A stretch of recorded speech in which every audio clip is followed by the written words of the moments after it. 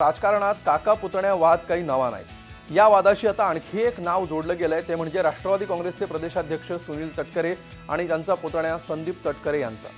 संदीप तटकरे आज शिवसेनेमध्ये प्रवेश करणार आहेत। रायगडमधील रोहा नगरपालिकेच्या नगराध्यक्षपदी संदीप तटकरे यांना शिवसेनेकडून उमेदवारी जाहीर झाली आहे।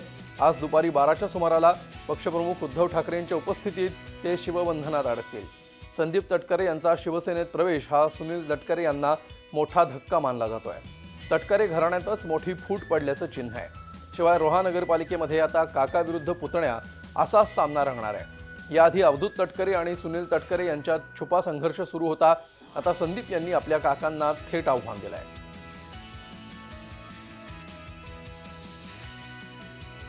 पुणे विधान परिषद निवडणुकीतून शिवसेनेनं माघार घेतली आहे। मात्र राष्ट्रवादीचे बंडखोर उमेदवार विलास लांडे मैदानात आहेत। विशेष म्हणजे विलास लांडे उमेदवारी अर्ज मागे घ्यायला निवडणूक निर्णय अधिकाऱ्यांकडे गेले होते, मात्र वेळ संपल्यामुळे निवडणूक निर्णय अधिकाऱ्यांनी त्यांचा अर्ज स्वीकारायला नकार दिला। दरम्यान अर्ज मागे घेण्याच्या कालच्या शेवटच्या दिवशी 10 पैकी 5 अर्ज मागे घेतले गेले। त्यामुळे पुण्यातून निवडणूक पंचरंगी होणार आहे। तर नांदेडमध्ये 2 उमेदवार रिंगणात आहेत। काँग्रेसचे अमर राजूरकर विरोधात अपक्ष श्यामसुंदर शिंदे यांच्यामध्ये लढत होणार आहे।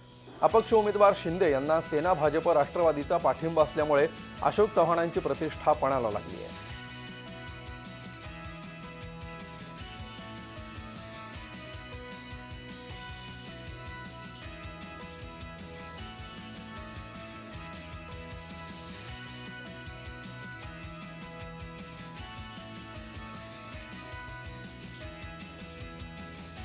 स्थानिक स्वराज्य संस्था मतदारसंघातून जळगाव विधान परिषदेच्या निवडणुकीच्या रिंगणात आता भाजप विरुद्ध अपक्ष अशी लढत रंगणार आहे। आज माघारीच्या दिवशी दिवसभरातील नाट्यमय घडामोडींनंतर काँग्रेस, राष्ट्रवादी काँग्रेससह आघाडीच्या अन्य उमेदवारांनी माघार घेतल्यामुळे 29 उमेदवारांनी नामनिर्देश अर्ज दाखल केले होते। त्यापैकी 21 उमेदवारांनी माघार घेतली। त्यामुळे 7 अपक्षांसह भाजपच्या 1 उमेदवार रिंगणात आहे। खरी लढत मात्र भाजपचे चंदूलाल पटेल आणि अपक्ष ॲडव्होकेट विजय पाटील यांच्यात असणार आहे। त्यामुळे दुरंगी लढतीचं चित्र आता स्पष्ट झालंय। विशेष म्हणजे भाजपच्या उमेदवाराला तुल्यबळ आव्हान देणारे एकमेव उमेदवार माजी राज्यमंत्री तसंच राष्ट्रवादीचे गुलाबराव देवकर यांनीही निवडणुकीच्या रिंगणातून माघार घेतल्यामुळे भाजप उमेदवार चंदूलाल पटेल यांच्याशी आता केवळ ॲडव्होकेट विजय पाटील यांचा सामना असेल। दरम्यान शिवसेनेनं भाजपच्या उमेदवाराला पाठिंबा दिलाय। अपक्ष उमेदवाराचं आव्हान असल्यामुळे विजय सुकर झाल्याचा दावा भाजपने केलाय। ज्यांना एबी फॉर्म त्यांनी दिलेला होता त्यांनी सर्व उमेदवारी आपल्या ठिकाणी विशेष करून म्हणजे आमच्या विनंतीला मान देऊन त्यांनी या ठिकाणी हे अर्ज मागे घेतलेले आहेत। आणि म्हणून आता निवडणुकीच्या रिंगणामध्ये जे अजून 6-7 लोक या ठिकाणी आहेत, पण तो अधिकृत पक्षाचं असं कोणी या ठिकाणी राहिलेलं नाही। सगळे अपक्ष उमेदवार या ठिकाणी रिंगणामध्ये आहेत। सर्वांचा आमचा हा उमेदवार आहे आणि हा बहुमताने यावेळेला निवडून येईल। शिवसेनेचे ज्या 4 लोकांनी उमेदवारी अर्ज भरलेले होते त्या 4ही लोकांनी गिरीश भाऊंनी सांगितल्याप्रमाणे आणि उद्धव साहेबांच्या आदेशाने आम्ही या ठिकाणी माघारी घेतलेली आहे। युती म्हणून आम्ही आता ही पुढची निवडणूक लढणार आहोत। आमचे नेते आदरणीय पवार साहेब, आदरणीय दादा आणि आदरणीय तटकरे साहेब, आदरणीय वळसे पाटील साहेब यांच्या सूचनेवरून मी पक्षाच्या वतीने फॉर्म भरलेला होता आणि आजही पक्षाच्या सूचनेच्या वरून मी माघार घेतो।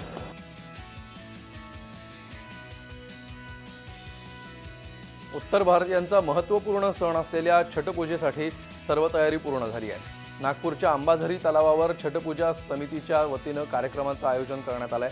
गेल्या 20 वर्षांपासून संस्थेच्या वतीनं उत्तर भारतीयांसाठी पूजेकरिता तलावावर सुविधा उपलब्ध केल्या जातात। अंबाझरी तलावाच्या काठावर 35 कृत्रिम घाट बनवण्यात आले। संरक्षणासाठी पोलिसांसह स्वयंसेवक देखील उपस्थित राहणार आहेत। महानगरपालिकेच्या वतीनं होड्या आणि रुग्णवाहिकांचाही पुरवठा करण्यात आलाय। दरम्यान पूजेनंतर कुठेही अस्वच्छता निर्माण होऊ नये यासाठी निर्माल्य कलश ठेवण्यात आले।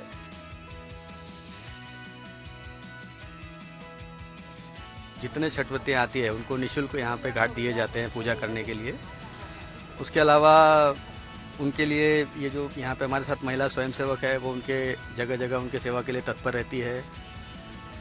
पूजा की निःशुल्क सामग्री दी जाती है। आपातकालीन स्थिति के लिए गाड़ियों के ट्यूब लगाए गए हैं। स्वयंसेवक तैयार रहते हैं। उसके अलावा निःशुल्क फल, चाय ये सब का वितरण किया जाता है। अब जब हमारा कार्यक्रम ख़त्म होने वाला है उसके बाद हम 2-3 घंटा रुक करके पूरे स्वयंसेवक आसपास का जितना परिसर है एकदम साफ करेंगे। जितना निर्माल्य है सब कारपोरेशन की तरफ से ये अपना निर्माल्य कलश मंगाए गए हैं, हम उसमें सब डालेंगे और साफ़ सफाई का पूरा ध्यान रखेंगे, पर्यावरण का ध्यान रखेंगे, वातावरण को स्वच्छ रखेंगे। इंदापूरमध्ये भरलेल्या राष्ट्रवादी काँग्रेसच्या शेतकरी मेळाव्यात अजित पवारांनी आपल्या स्टाईलनं राजकारणाची व्याख्या सांगितली। नगरपालिकेच्या निवडणुकीच्या पार्श्वभूमीवर अजित पवारांना राज्यभरातून फोन येत होते। शिवाय उमेदवारी अर्ज मागे घ्यायची अंतिम मुदत दुपारी 3 वाजेपर्यंत असल्यामुळे त्यांच्या राजकीय खेळी सुरू होत्या। त्यांचं भाषण सुरू असतानाच त्यांना एक फोन आला आणि फोनवरील एका वाक्यानं सभेत एकच हशा पिकला। मराठी भाषा जशा पद्धतीनं त्याच्यातनं अर्थ काढावा तसा जशा पद्धतीनं ती अजित बोलतो काय हो मला कळालं की माझ्या बघू ते चाललंय बाकी हो मला कळालं ते ठीक आहे मी बोलतो तुझ्याशी नंतर थोडं ह्याला काही सांगू नको तुझ्या बरोबर किंवा त्याला काहीच बोलू नको काय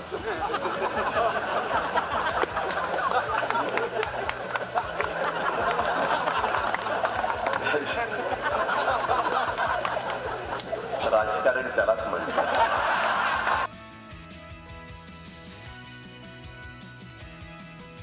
काळ्या दिनाच्या फेरीत सहभागी झाल्याबद्दल कर्नाटकच्या नगरविकास खात्यानं महापौर आणि उपमहापौरांना कारणे दाखवा नोटीस बजावून महानगरपालिका बरखास्तीचा इशारा दिलाय। 1 नोव्हेंबरला काळा दिन रॅलीमध्ये महापौर सरिता पाटील आणि उपमहापौर संजीव शिंदे यांनी तोंडाला काळ्या पट्ट्या बांधून सहभाग घेतला होता। याविषयी कन्नड संघटना आणि कन्नड प्रसार माध्यमांनी महापौर उपमहापौर यांच्यावर कारवाई करावी अशी मागणी केली होती। सरकारनं काळ्या दिनाचा अहवाल जिल्हाधिकाऱ्यांकडून मागवला होता। जिल्हाधिकाऱ्यांनी अहवाल दिल्यावर नगरविकास खात्यानं महापौर आणि उपमहापौरांना कारणे दाखवा नोटीस बजावली आहे। समर्पक उत्तर न दिल्यास कारवाईचा इशारा देण्यात आला आहे। कोल्हापुरात कागल हायवेवरच्या कोगनोळी नाका इथं शिवसैनिकांनी आंदोलन केलं। शिवसैनिकांनी कर्नाटकच्या बसेस आणि ट्रक अडवून माघारी पाठवल्या, तर युवा सेनेनंही कोल्हापुरातल्या संभाजीनगर बस स्थानकावर कर्नाटक डेपोच्या बसला काळं फासून आणि जय महाराष्ट्र लिहून आगारातून एसटी बस परतवून लावल्या।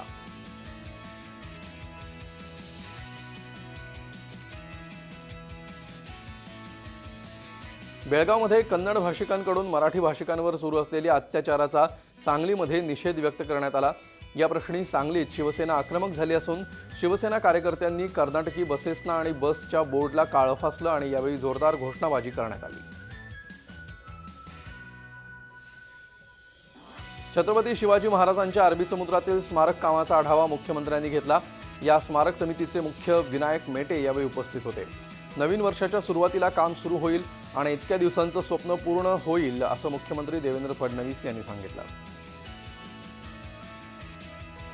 शिवाजी महाराजांचं जे स्मारक अरबी समुद्रामध्ये तयार करायचं आहे त्याच्या संदर्भातली आढावा बैठक आज या ठिकाणी आम्ही घेतली। मला विश्वास आहे की जानेवारीमध्ये साधारणपणे हे जे टेंडर आहे हे टेंडर त्या ठिकाणी सबमिट होईल आणि मग सबमिशननंतर त्याला असेसमेंट करण्याकरता जो काही कालावधी लागतो तो कालावधी लावून आम्ही त्याचं वर्क ऑर्डर देऊ आणि नवीन वर्षाच्या सुरुवातीलाच मला असं वाटतं की याचं काम निश्चितपणे आम्ही सुरू करू शकू। शिवाजी महाराजांचं हे आंतरराष्ट्रीय पातळीवरचं स्मारक लवकरात लवकर होण्याच्या करता जे शासनाचे आमचे प्रयत्न सुरू आहेत त्यानुसार जे आता निविदा काढलेल्या आहेत या निविदेच्या अनुषंगानं ठरलेल्या प्रोग्राममध्ये कोणत्याही प्रकारचा बदल न येण्याकरता ही माननीय मुख्यमंत्र्यांनी या ठिकाणी येऊन आढावा त्याचा घेतलेला आहे। आम्ही हा प्रकल्प कोणत्याही परिस्थितीमध्ये पुढच्या महिन्यामध्ये त्याचं भूमिपूजन करून पुढच्या वर्षी याचं काम सुरू करण्याचा निर्धार आज आम्ही केलेला आहे। मनमाड धुळे इंदूर हा रेल्वे मार्ग होण्यासाठी रेल्वे मंत्रालयासोबत जहाज बांधणी मंत्रालयाच्या इंडिया पोर्ट कनेक्टिव्हिटी या कंपनीमार्फत निधी देण्यात येईल आणि येत्या 6 महिन्यात या रेल्वे मार्गाचं भूमिपूजन केलं जाईल अशी घोषणा केंद्रीय रस्ते वाहतूक आणि जहाज बांधणी मंत्री नितीन गडकरी यांनी केली आहे। धुळ्यामधील पोलीस कवायत मैदानावर धुळे ते औरंगाबाद राष्ट्रीय महामार्ग क्रमांक 211 तरसोद ते फागणे तसंच फागणे ते गुजरात सीमेपर्यंतचा रस्ता चौपदरीकरण करण्याचं भूमिपूजन आणि कोनशिला अनावरण सोहळा केंद्रीय मंत्री नितीन गडकरी यांच्या हस्ते करण्यात आला, त्यावेळी ते बोलत होते। खानदेशातील अनेक प्रलंबित विकास कामांना चालना दिली जाईल आणि या भागातला विकासाचा अनुशेष भरून काढला जाईल असं आश्वासन गडकरींनी दिलं। तापी नदीचा जलवाहतुकीसाठी समावेश करण्यात आल्याची घोषणाही त्यांनी यावेळी केली। विशेष म्हणजे यापुढे महामार्गांवर बांधण्यात येणाऱ्या पुलासोबत त्याच ठिकाणी बंधाराही बांधण्यात येणार असल्याची घोषणा त्यांनी केली। या भूमिपूजनाच्या कार्यक्रमात मराठा समाजाच्या काही लोकांनी सभेत मराठा आरक्षणाचे फलक दाखवलेत। यावेळी पोलिसांनी तत्काळ फलक ताब्यात घेत प्रकरण थोडक्यात आटोपलं। नवीन घोषणा केली त्याचे डीपीआर बनवण्याचे आदेश मी महाराष्ट्र सरकारच्या एमएसआरडीसीला देतो आणि हे काम 6-7 महिन्याच्या सुरू करण्याचा आपल्या सगळ्यांना शब्द देतो। हे सगळे सिमेंट कॉन्क्रीटचे रोड बनणार आहे। याचबरोबर धुळ्यापासून औरंगाबाद हा महत्वाचा रोड आहे। या रोडमध्ये 11.5 किलोमीटर 4000 कोटी रुपयाची टनेल आहे आणि त्यामुळे हे काम खूप महत्वाचं आहे, मोठा आहे। यातही या मागणे गुजरात मॉडेलचं जे त्याचंही काम आज भूमिपूजन झालं ते लगेच सुरू होईल। येत्या हिवाळी अधिवेशनात नवीन मोटर व्हेकल ॲक्ट मंजूर होणार आहे। त्यानंतर देशभरात 4000 प्रशिक्षण संस्था उभारून अपघात टाळण्यासाठी शिक्षण आणि प्रशिक्षण दिलं जाणार असल्याची माहिती केंद्रीय परिवहन मंत्री नितीन गडकरींनी दिली आहे। नाशिकमध्ये चिल्ड्रन्स ट्रॅफिक पार्कमध्ये लायब्ररीचं त्यांनी उद्घाटन केलं। देशात दरवर्षी 5 लाख अपघात होतात, त्यापैकी 1.5 लाख जणांचा मृत्यू होतो। त्याला इतर कारणाबरोबर रोड इंजिनिअरिंग हा देखील महत्त्वाचा मुद्दा आहे। त्यामुळे येत्या काळात अपघात घडणाऱ्या क्षेत्रात युद्धपातळीवर सुधारणा केली जाणार असल्याची घोषणा गडकरींनी केली। रस्ते वाहतुकीसंदर्भात असणाऱ्या कायद्याचं पालन केलं जात नाही, कायद्याची भीती कोणाला राहिली नाही, यासाठी नवीन कायदा मंजूर झाल्यावर चौकाचौकात कॅमेरे बसवले जाणार असून नियम मोडणाऱ्यांच्या घरी पावती पाठवली जाणार आहे। कायद्याबद्दलचा सन्मान नाही आणि कायद्याबद्दलची भीती नाही, त्यामुळे रोडच्या संदर्भातले जे कायदे आहेत त्याचं पालन नीट होत नाही। त्यामुळे इंटेलिजंट ट्रॅफिक सिस्टम ही आता आपल्या देशात आपण नवीन कायदा येत्या अधिवेशनात मंजूर असं मला विश्वास आहे, मोटर व्हेकल ॲक्ट, आणि त्याच्यामुळे स्वाभाविकपणे अनेक सुधारणा होतील। FRP बाबत कोल्हापूरच्या खासदारांनी केलेला निर्णय सगळ्या कारखान्यांना लागू होऊ शकत नाही असं वक्तव्य राधाकृष्ण विखे पाटलांनी केलंय। व्यवहाराची सांगड घालण्याची गरज असून साखर कारखाने आर्थिक संकटात सापडले आहेत। भावनिक प्रश्न निर्माण करू नका असं आवाहन विखे पाटलांनी राजू शेट्टीने केलंय। केंद्रात दबाव तयार करून यावर कायमस्वरूपी मार्ग काढावा, जेणेकरून दरवर्षी आंदोलन करायची वेळ येणार नाही असा सल्लाही विखे पाटलांनी खासदार राजू शेट्टींना दिलाय। प्रवरानगरमध्ये विखे पाटील साखर कारखान्याचा गळीत हंगाम शुभारंभ काल झाला। यावेळी विखे पाटील प्रसिद्धी माध्यमांशी बोलत होते। पुढच्या वर्षी एवढं ऊस होणार आहे, आपण गाळप करू शकणार नाही। कोणती FRP तुम्ही मागणार, कोणासाठी मागणार आहे? शेतकऱ्याला ऊस गाळप होण्याची चिंता लागणार आहे। पण प्रत्येक वर्षी काही भावनिक प्रश्न आपल्या राजकारणासाठी उभा करण्यापेक्षा मला असं वाटतं या बाबतीमध्ये आज केंद्राकडूनच FRPच्या बाबतीमधलं एक कायमस्वरूपी धोरण आणि FRP देण्याकरता उद्या कारखान्यांना करावं लागणारी जी काही सातत्यानं जे प्रयत्न करावे लागतात, तर साखरेच्या किमती कारखानदार हातात नाही, आंतरराष्ट्रीय बाजारच्या वर त्या किमती अवलंबून आहेत ना, राज्य आणि केंद्र सरकार ठरवू शकतं। हे माहीत असूनही हा जो आमचा अट्टास चाललेला आहे, मला असं वाटतं याच्यातून बाहेर येऊन या प्रश्नामध्ये कसा तोडगा काढता येईल। शुगर कॅन स्टॅबिलायझेशन फंड निर्माण करण्यासाठी तुम्ही दबाव निर्माण करा केंद्रावर, म्हणजे मग हे आंदोलन करण्याची तुम्हाला दरवर्षी वेळ येणार नाही। बुलढाण्यामधल्या खामगाव आश्रमशाळा प्रकरणात 5व्या इयत्तेतल्या मुलीनं पोलिसात अत्याचाराची तक्रार दिली आहे। त्यामुळे या बलात्कार प्रकरणातली दुसरी तक्रार नोंदवली गेली आहे। तर खामगाव आदिवासी आश्रमशाळेतील बलात्कार प्रकरणी आणखी 4 आरोपींना अटक करण्यात आली आहे। हे 4ही आरोपी शाळेचेच कर्मचारी आहेत। यानंतर या प्रकरणी अटक करण्यात आलेल्या आरोपींची संख्या 15वर पोहोचली आहे। यामध्ये मुख्य आरोपी इतुसिंग पवार आणि संस्थाचालक, शिक्षक आणि कर्मचाऱ्यांचा समावेश आहे। यापैकी 11 जणांना 10 नोव्हेंबरपर्यंत पोलीस कोठडी सुनावण्यात आली आहे। दरम्यान राज्य महिला आयोगाच्या अध्यक्षा विजया रहाटकर यांनी घटनास्थळी जाऊन आश्रमशाळेची पाहणी केली। आश्रमशाळेत सुविधांचा अभाव असल्याचं त्यांनी यावेळी सांगितलं। दुसरीकडे बलात्कार प्रकरणाची राज्य सरकारनं गंभीर दखल घेतली आहे। या प्रकरणी शुक्रवारी रहाटकर यांनी मुख्यमंत्र्यांची भेट घेऊन झालेल्या प्रकाराबद्दल माहिती दिली। त्यानंतर मुख्यमंत्र्यांनी तातडीनं महिला IPS अधिकाऱ्याला या प्रकरणाच्या चौकशीचे आदेश दिले आहेत। सोबतच SIT ही स्थापन करण्यात आली आहे। नागपूरचे CID प्रमुखही चौकशीसाठी बुलढाण्याला जाणार असल्याची माहिती पोलीस महासंचालक सतीश माथुर यांनी दिली आहे।